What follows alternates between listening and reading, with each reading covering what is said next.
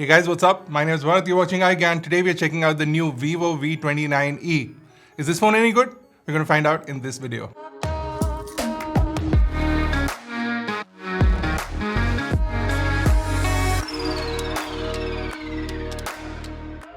So the V29e has a very slim design. It's only 7.5 millimeters in terms of thickness.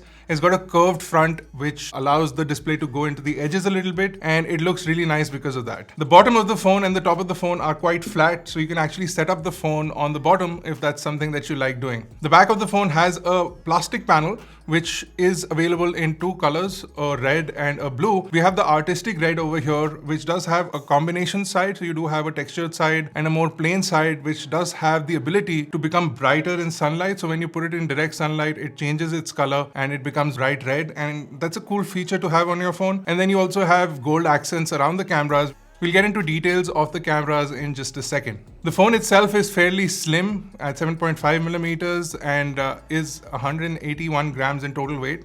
So it's also lightweight to use, and because of its rounded edges, not only on the sides but also on the corners over here, you have a very comfortable grip in the hand and it doesn't hurt your hand when you're holding it.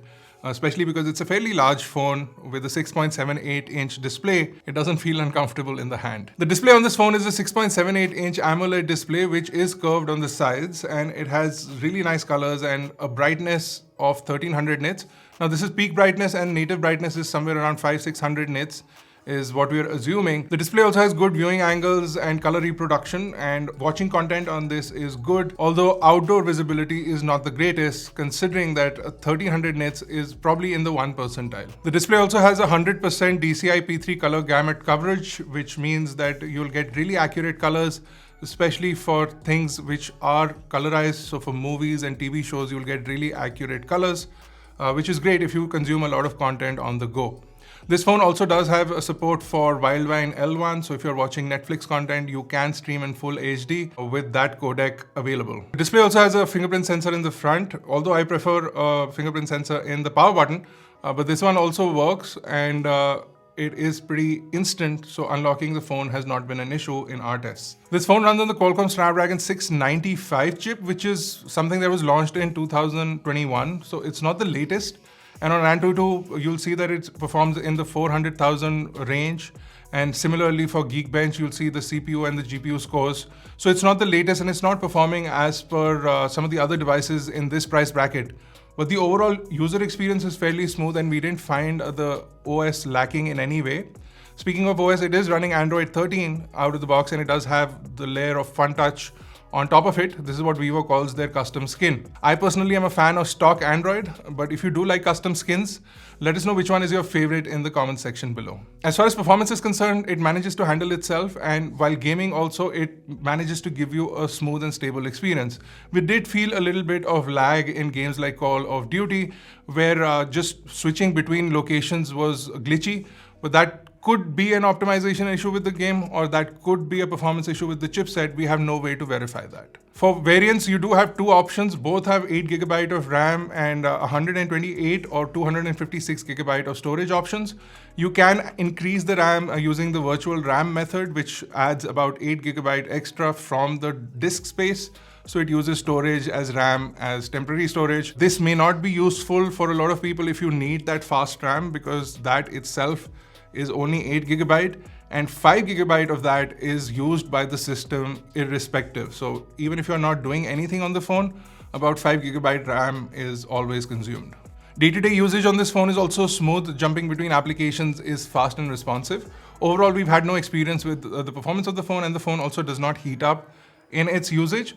Also, because of the plastic build, even if it is heating up on the inside, we will not feel it on the hands, and it did not show any signs of heating up anyway, and it does not slow down in any way whatsoever, so we didn't have any of those issues with this device. The screen is Full HD Plus, so that is the max that you can stream at anyway. Speaking of Full HD, the cameras are also locked in at Full HD video, so you can get a maximum of 1080p 60 with the rear camera. The primary camera is a 64 megapixel camera, which is obviously a quad pixel camera with a 16 megapixel multiplier. You do get pretty good images from this. We'll have some samples on the screen for you. And then you also have an ultra wide camera with a 120-degree field of view, which is an 8 megapixel camera. The primary camera also has a f1.79 aperture, which is great for low light environments. And Vivo also has a night mode, which works really well on this device. The front has a 50 megapixel selfie camera, which again is a multiplier camera. So what you're getting is actually a quad pixel technology. And in this also you'll get pretty good shots with image layering, and Vivo has managed to figure out its image science quite a lot. So you do get pretty impressive results out of the box. You also have the ability to add filters and beautify your image if that's something that you do like doing. The camera mode has a lot of customization features, and you also have a new cinema movie LUT mode, which allows you to add filters before you capture videos, but this also lowers down the resolution to 720p. You also have slow-mo, but that is also 720p at 120 frames per second. The phone has a 5000 mAh battery, which does have a 44 watt charging capability, and inside the box you will get both the cable and the charger, which is something that we need to mention in 2023 somehow. I don't know why. As far as phone calls are concerned, we didn't find any issues with the network, and we do get 7 bands of 5G on this phone, so you should be supported in that aspect. Here's a sample of the audio from the microphone of the V29e. So this is an audio sample of the Vivo V29e's microphone. This is what the audio sounds like from the microphone. It's what you get. So that's what the microphone sounds like with its noise cancellation algorithm built in. Overall, this phone offers a lot of features, but not something that we've not seen from other devices. I do like the fact that you have this color changing back panel, and overall the phone is slim and really comfortable to hold in the hand. But you do have other options available in the market, and you do have things like the Motorola Edge, which does have a similar design, but much faster specifications and performance. But all matters on price and how much you're willing to pay for these devices. And with similar price ranges, you do have some other options available in the market. We'll have links to the Vivo V29e in the description below, and also links to some of our other videos that you can go check out. If you enjoyed this video, smash like, hit subscribe, and I'll see you guys in the next one.